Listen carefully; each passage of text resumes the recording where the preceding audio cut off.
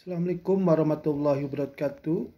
Jumpa lagi dengan channel Nalar Terarah.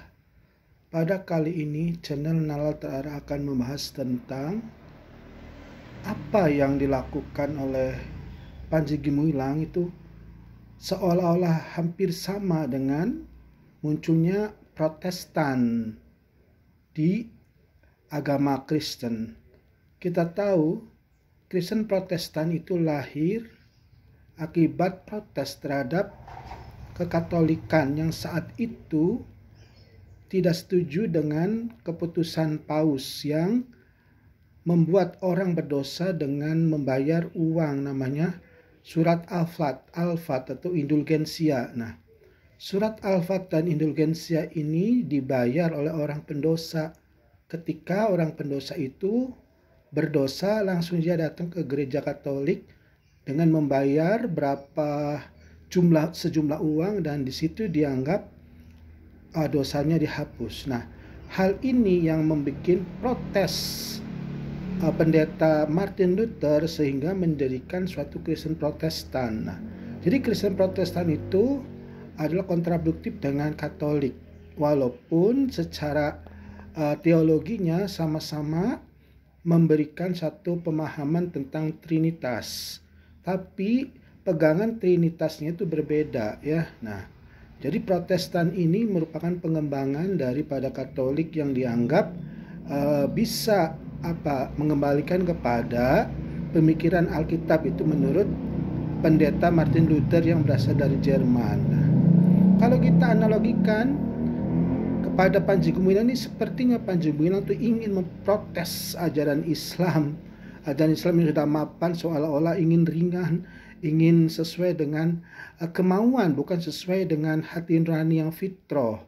Makanya ketika Panji Gumilang memberikan gagasan-gagasan agamanya yang total ya berbeda dengan ketika Protestan menolak tentang indulgensia walaupun fenomenanya sama.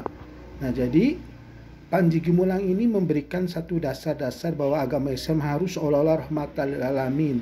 Tapi rahmatan lil alaminnya itu basisnya adalah kemauan pribadi dan kepentingan pribadi. Nah, serta pikiran-pikiran yang tidak berdasarkan pada logika yang agamamis, tapi berdasarkan pada logika yang kosong, yang hanya ada di dalam diri Panji Gumilang. Juga ada orang-orang seperti Panji Gumilang seperti ini. Nah, makanya kata Profesor Manajem Ali, dosen filologi dari Universitas Airlangga Surabaya, Profesor Manajem Ali itu mengungkapkan bahwa apakah Panji Gumilang ini ingin menjadikan Islam sebagaimana menjadikannya Kristen menjadi Protestan? Nah, ini karena fenomenanya ringan, cuma persoalannya beda culture ya, dan beda doktrin. Nah, di sini makanya ketika Panji Gumilang menggagas gagasan-gagasannya yang tidak masuk dalam koridor sebagaimana para mujtahid Islam modernis seperti Nurholis Majid dan kawan-kawannya, itu berbeda karena mereka Nurholis Majid teman-teman itu punya dasar agama yang kuat, bukan melenceng dari agama. Artinya pendekatannya tetap agama tapi dengan pembahuran yang rasional, tapi tetap dibalut dengan religiositas doktrin ya, dan tidak menyimpang dari kaidah ijtihad syariah. Sedangkan Panji Gumilang, nah dia itu tanpa ilmu, hanya semaunya dia. Kenapa bisa muncul? Kenapa bisa berani? Ya karena Panji Gumilang dianggap tokoh di Mbak Zaitun. Coba kalau Panji Gumilangnya bergaul dengan para tokoh ilmu yang lain, tidak akan menyatakan dia sebagai tokoh. Bahkan ya itulah gagasan-gagasan seperti ini adalah gagasan yang tidak harus diikuti, dan itu bukan gagasan agama. Kalau mau mendirikannya dirikan aja, tapi jangan mengatasnamakan Islam. Ya, demikian saja. Mudah-mudahan pencerahan bahwa Panji Gumilang yang sekarang sudah masuk Bareskrim dan sudah ditangani. Nah, mudah-mudahan kalau datanya kuat maka dia akan tersangka. Dan kita bersyukur kepada Allah ya, sekalipun dianya kotat mengakui bahwa saya tidak bersalah, tetap ya, karena ukuran salah tidak itu dasarnya agama dan hukum Indonesia.